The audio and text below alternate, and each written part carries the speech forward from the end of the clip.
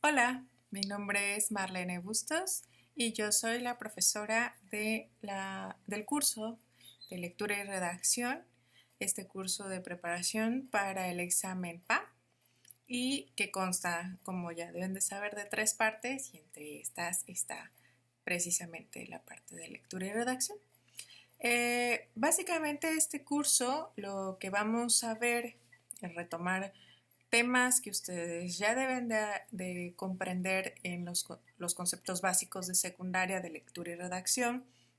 Ya sabemos las eh, estructuras de las oraciones, el vocabulario, etcétera, pero sobre todo se va a evaluar en el examen su lectura y comprensión. Entonces vamos a enfocarnos más en esta parte para que ustedes puedan responder mejor en el examen. Entonces, empezando el tema, sabemos lo que significa lectura y que son este tipo de habilidades que se van aprendiendo de razonamiento y aprovechamiento en cuanto a los textos literarios o no literarios y que son análisis, o sea, estas herramientas o estas habilidades nos van a servir para hacer análisis, tener la capacidad de comprender, de establecer referencias, inferencias e interpretar textos de temáticas diversas de cualquier área del conocimiento. Entonces, pues hay que leer, analizar, razonar y comparar adecuadamente los textos, tanto literarios como no literarios. También hay que identificar las ideas explícitas e implícitas y que se reconozcan los distintos significados que puede tener una palabra en el texto según su contexto y analizar e interpretar la información que se nos da a base de tablas, gráficas o ilustraciones que pueda incluir el texto. Estos ejercicios en el examen los vamos a encontrar de opción múltiple, pero que van enfocados la mayoría para poder ver si tú como estudiante tienes estos puntos principales de la lectura comprendida, si pudiste identificar las ideas principales, si tienes este conocimiento de la lectura de las gráficas, de las tablas, etcétera. Y sobre todo de cómo sacar el significado de alguna palabra de acuerdo a su contexto.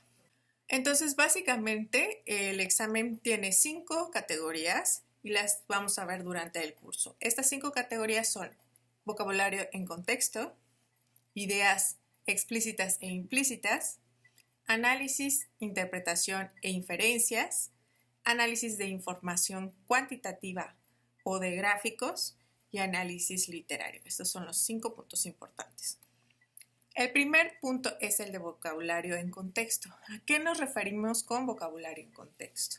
Nosotros podemos encontrarnos palabras que no son comunes para nosotros, que no los usamos en nuestro vocabulario o que incluso es muy difícil que nosotros lo escuchemos en nuestro entorno. Son palabras que se emplean en el texto, pero que tienen un significado también de acuerdo a lo que la rodea. Cuando tenemos una palabra, para poder identificar su significado o hacerle un significado, debemos de encontrar las pistas de la que está rodeada. Eso significa su contexto. El contexto es lo que rodea la palabra. Entonces, debemos analizar qué es lo que antecede a la palabra y qué le procede a la palabra para nosotros inferir, identificar el significado de la palabra.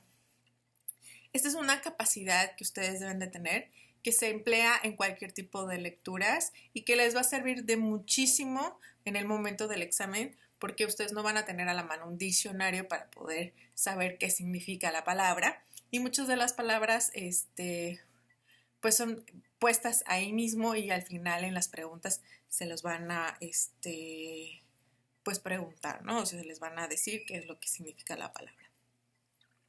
Entonces hay que prestar atención a este tipo de palabras. Si encontramos con una que no conocemos, hay que tratar de identificar qué significa de acuerdo a lo que la rodea.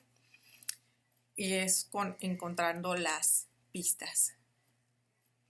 Muchas de las veces no nos van a preguntar el significado como tal, sino pueden preguntarnos como, dinos la palabra tal, qué sinónimo puede ser o cuál es otra de las palabras que puede significar lo mismo y nos va a dar las opciones. Y a partir de eso se va a evaluar entonces si reconoces o pudiste inferir el significado. El segundo punto de la segunda categoría es ideas explícitas e implícitas.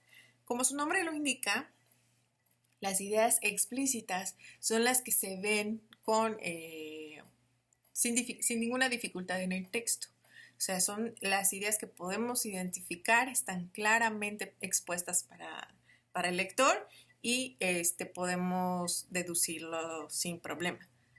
Pero también están las ideas implícitas.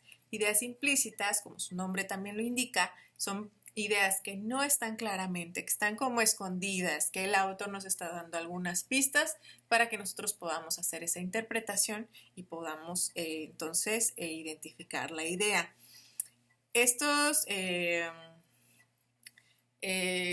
tipo de ideas lo identificamos, las implícitas, con el sentido literal de la palabra, con datos, detalles y ejemplos, o el propósito, tesis de la lectura, el resumen de la lectura o el tema de la lectura.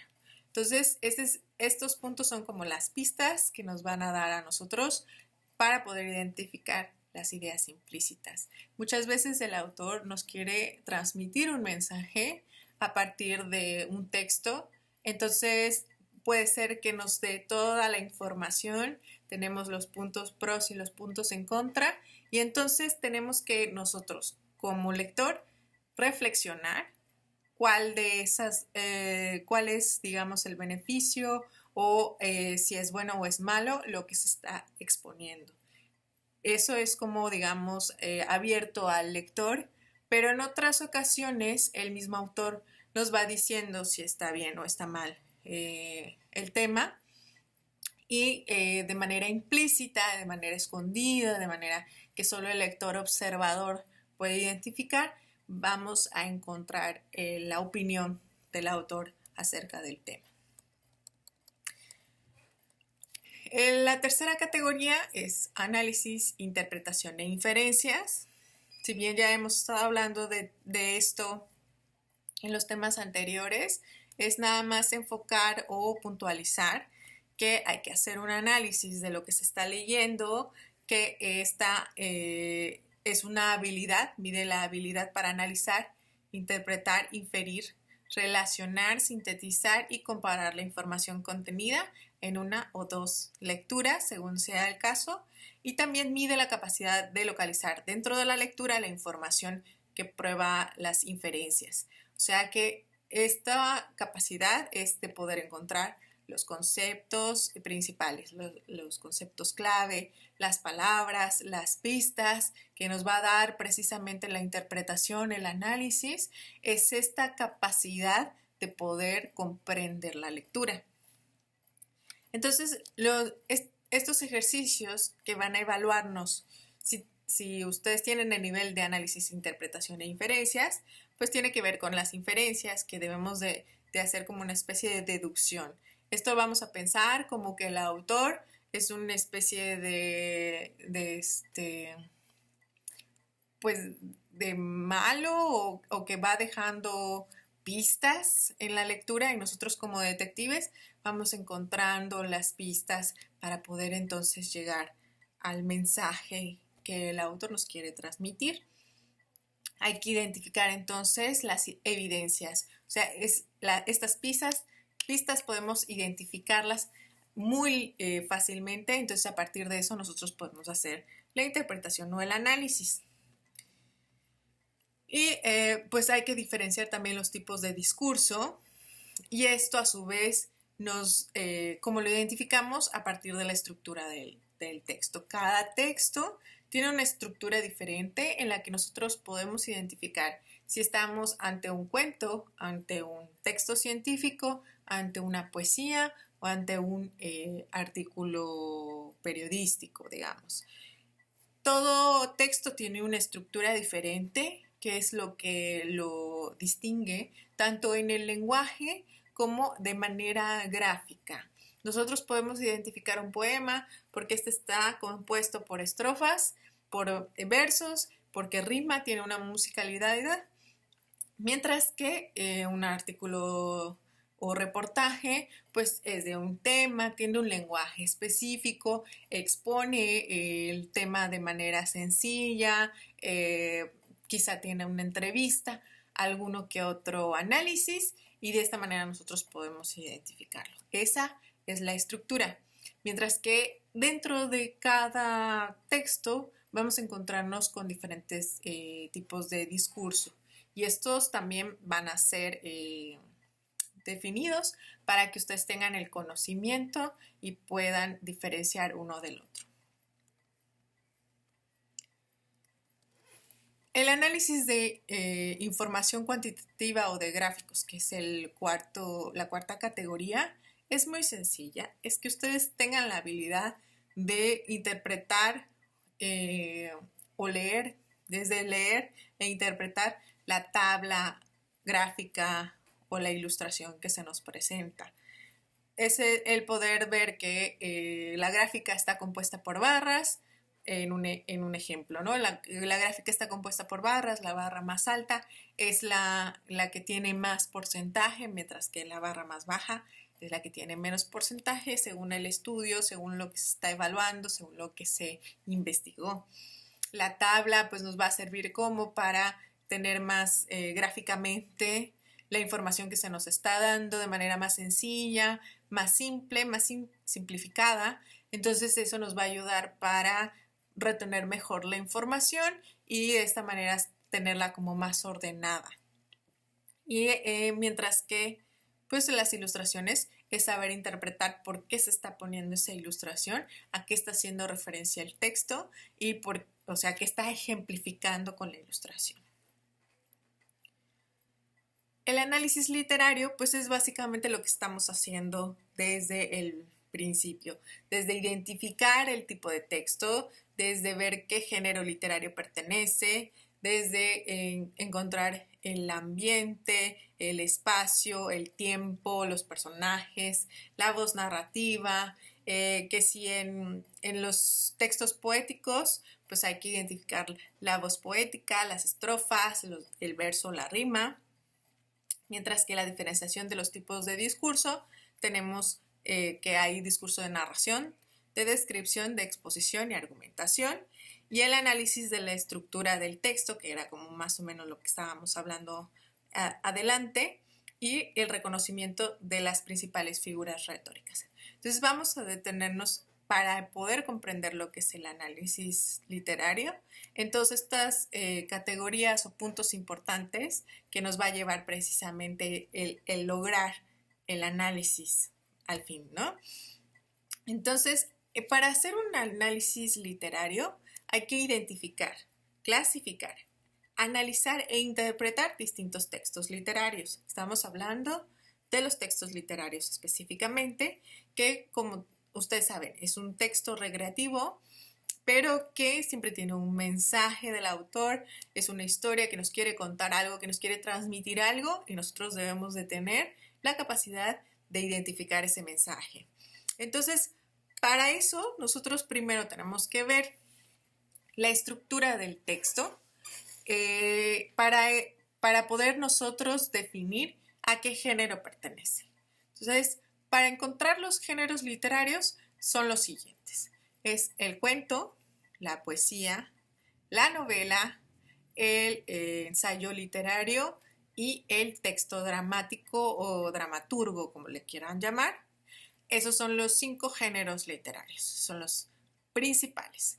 Entonces, nosotros nos vamos a topar quizá con un fragmento de una novela, quizá con un cuento completo, un cuento corto, quizá con un poema, un fragmento de poema también, o un fragmento de un ensayo literario, o también puede ser un fragmento de una obra de teatro. Entonces, ¿cómo lo vamos a diferenciar? Es muy sencillo, no tenemos que memorizarnos realmente una teoría extensa de cada uno, si bien cada uno tiene como una definición muy establecida de acuerdo a los teóricos literarios, pero si por ejemplo estamos hablando de poesía, que es como gráficamente más fácil de identificar, porque nosotros tenemos una estructura, como decía, de estrofas, de versos, de rimas, y que todo tiene que tener una melodía. Estamos leyendo y tiene como una musicalidad. Musicalidad. Estamos leyendo y tiene un ritmo, una música. Entonces, así nosotros podemos identificar la poesía, obviamente con la rima, que si está haciendo alguna... nos está remitiendo a sentimientos que tienen que ver con el poeta, a sensaciones, a experiencias, a momentos emotivos del poeta. Tiene obviamente una estructura diferente a todo lo demás, entonces podemos identificar fácilmente, deben de tener una rima, por supuesto, que es este sonido que le va a hacer las palabras que terminan en cada verso, que debe de rimar con el de abajo o con el segundo, para que puedan lograr ese ritmo en el poema. Esto entonces, el poema está siempre enfocado al poeta. El poeta es la voz poética, es el narrador, el que nos va a contar la historia y que siempre va a estar en primera persona, por lo mismo que nos estás refiriendo a sentimientos, expresiones y experiencias. Esto también es llamado, que es muy subjetivo, porque puede tener múltiples interpretaciones de un poema, dependiendo del lector, de las experiencias de cada lector y de lo que vaya identificando como pistas. Entonces, todo lo que son los textos literarios, como parte de sus características, es que son subjetivos, son con la finalidad de recrear, pero que siempre nos están dando un mensaje, ¿no? Entonces ya estamos viendo lo de los poemas. Cuento. ¿Cómo diferenciamos entre el cuento y la novela? Aparte de la extensión, que eso es la característica clave dentro de su estructura, el cuento siempre va a ser mucho más corto que la novela. La novela siempre la vamos a encontrar en extensiones así o extensiones así, mientras que el cuento son con páginas. Puede ser 2 páginas, 4 páginas y hasta 10 páginas. Entonces, esa es como la característica principal que nos va a hacer la diferenciación entre ambos. Pero también tienen otras características. Si bien los dos tienen personajes, en el cuento los personajes no son tan complejos, no están una historia tan elaborada, puesto que la extensión es muy corta. Es nada más para mostrarnos una situación. Quizás sí nos va narrando, nos va describiendo el personaje principal, porque siempre está el narrador enfocado al personaje principal, pero no nos va a dar ninguna complejidad más allá de el problema que se presente. Entonces, el cuento tiene esa característica. El narrador está enfocado al personaje principal. El personaje principal y los personajes a la vez que aparecen no son complejos. Es muy sencilla de leer porque es corta y va directo. Tiene un inicio, tiene el desarrollo del problema y tiene un final, ya sea feliz o abierto. Entonces, así podemos identificar que estamos hablando de un cuento. Mientras que una novela, como ya sabemos, la extensión es mucho más grande. Hay personajes muy complejos, hay personajes que van creciendo en el desarrollo, que van madurando en el desarrollo de la historia, que van tomando decisiones que hace que su futuro o su destino vaya cambiando o no, y que a la vez se pueda hacer un análisis inclusive de cada uno de los personajes.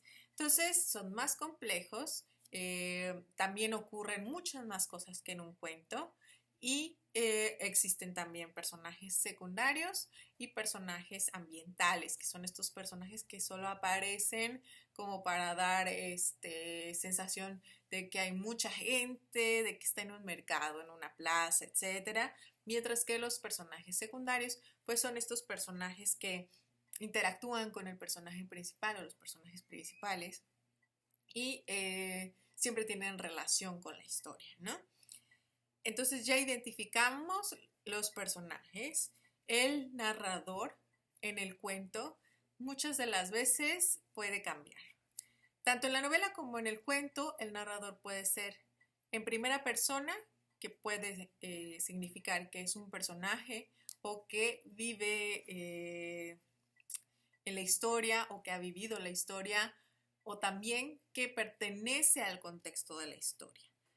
En ejemplos muy sencillos, cuando está en primera persona, muchas de las veces el narrador también es personaje, conoce a los personajes que está narrando, no necesariamente es el personaje principal. Una de las características del narrador en primera persona es que puede ser el personaje principal, está narrando su historia, está narrando cómo se relaciona con las otras personas, pero hay también un narrador en primera persona que es como especie de testigo, que conoce todos los personajes, que conoce la historia, pero que no va más allá de él. O sea, él siempre está contando la historia de los demás, pero nunca su historia, ¿no? En cambio, el narrador en tercera persona es un narrador que le llaman omnisciente. Eso significa que lo ve todo, que puede estar en varios lugares a la vez, que nos puede presentar lo que está sucediendo con los otros personajes, no necesariamente con el personaje principal, que nos puede dar también qué están pensando los personajes, no solo el personaje principal, que a su vez nos muestra todo el escenario como más descriptivo, más explica mucho mejor. Por eso es más empleado en la novela, porque en la novela tenemos la flexibilidad de extendernos todo lo que queramos, mientras que el cuento pues es más corto y tiene que ir más directo a la historia, ¿ok?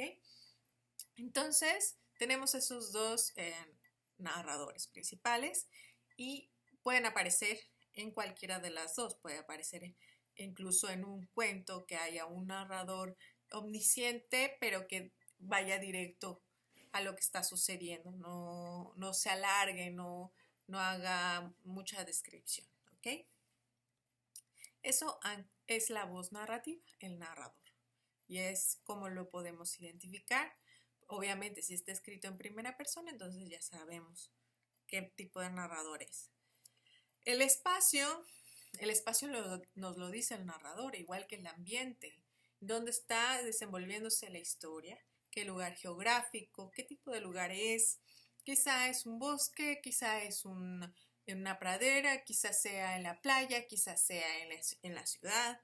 El espacio, pues, tiene que ver como en dónde se van relacionando los personajes, como en su casa, en el trabajo, en el parque, eso nos referimos con el espacio. El tiempo, en qué tiempo se está contando, si se está contando en el presente, si se está contando en el pasado, si es un tiempo que pasó hace mucho, si estamos haciendo referencia a un tiempo de historia antigua, Edad Media, Renacimiento, es una historia que ocurrió hace mucho tiempo y entonces el mismo narrador nos lo va a contar y nos lo va a explicar desde ahí.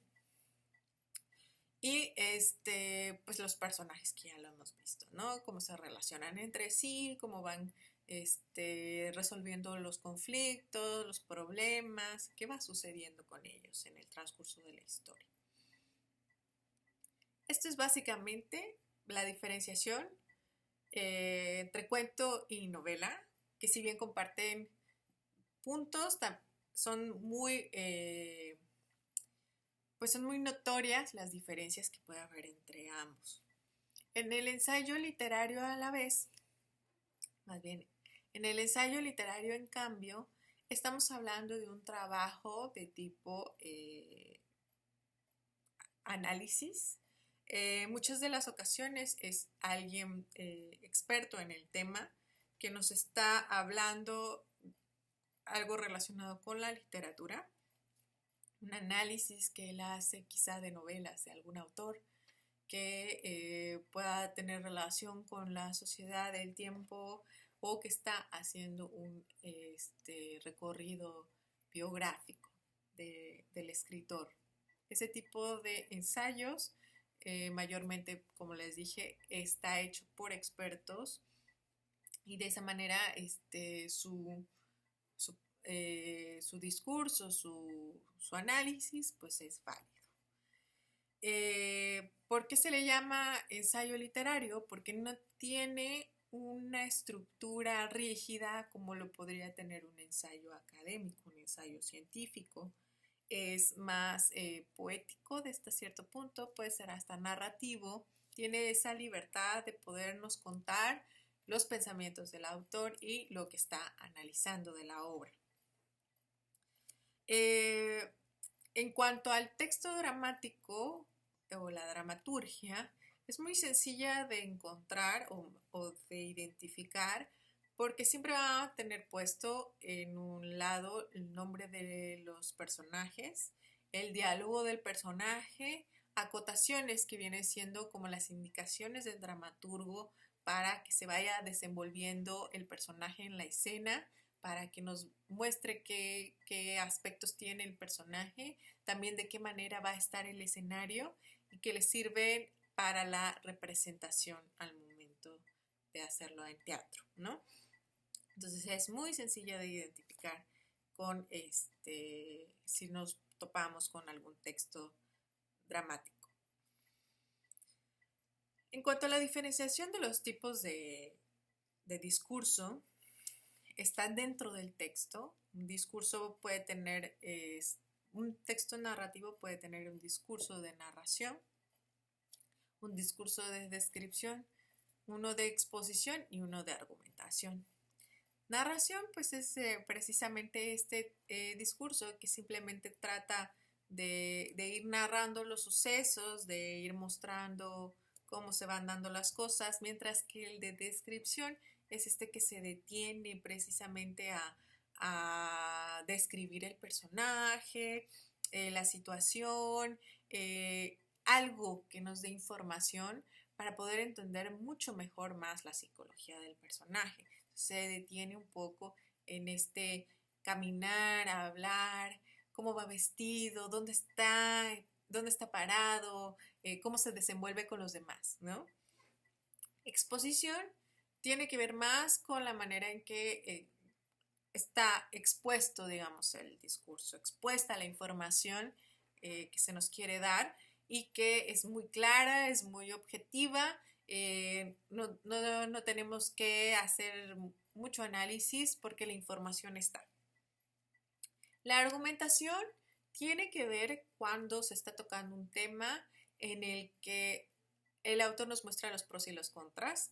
Entonces está argumentando dentro del texto cuál es el pro, cuál es la contra y de esa manera ya sea contraponer las ideas o llegar a una conclusión. Y ese es un argumento.